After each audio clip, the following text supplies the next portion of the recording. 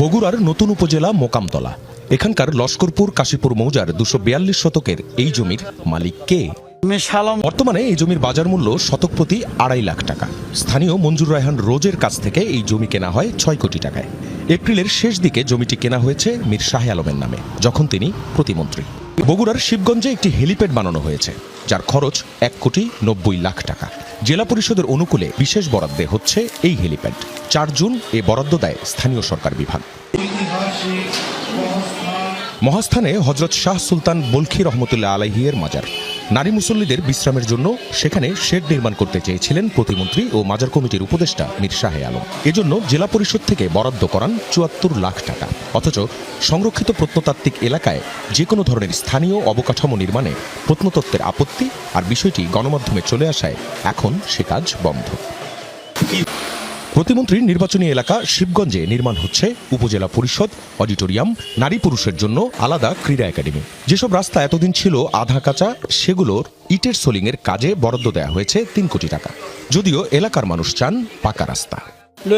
বগুড়ার মোট বরাদ্দের অর্ধেকেরও বেশি 74 কোটি টাকার প্রকল্প শুধু প্রতিমন্ত্রীর উপজেলা শিবগঞ্জে গেছে বলে অভিযোগ। আরও বলা হয়, ঘুরে ফিরে ঠিকাদারির কাজ পেয়েছে তার ছেলে সহ নিকটজনেরাই। যদিও এলাকার মানুষ বলছেন এ বরাদ্দ পর্যাপ্ত নয়, তাদের আরও দরকার। কারণ 17 বছর এ এলাকা ছিল ন্যূনতম উন্নয়ন বঞ্চিত।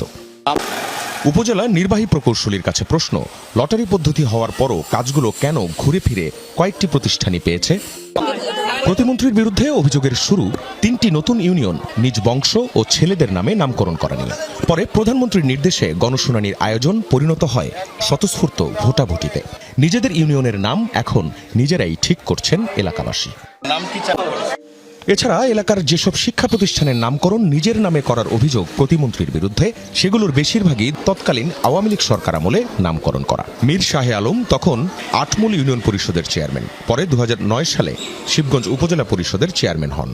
ঠিক বেঠিক মিলিয়ে এসব অভিযোগের জবাব চাই আমরা প্রতিমন্ত্রীর কাছে। তার দাবি, এগুলো বগুড়ার বিরুদ্ধে ষড়যন্ত্রের অংশ। 3-4 মাসে কি আপনার নামে কোনো জমি কেনা হয়েছে মোকামতলায় 242 শতক রোজ নামে কারো কাছ থেকে?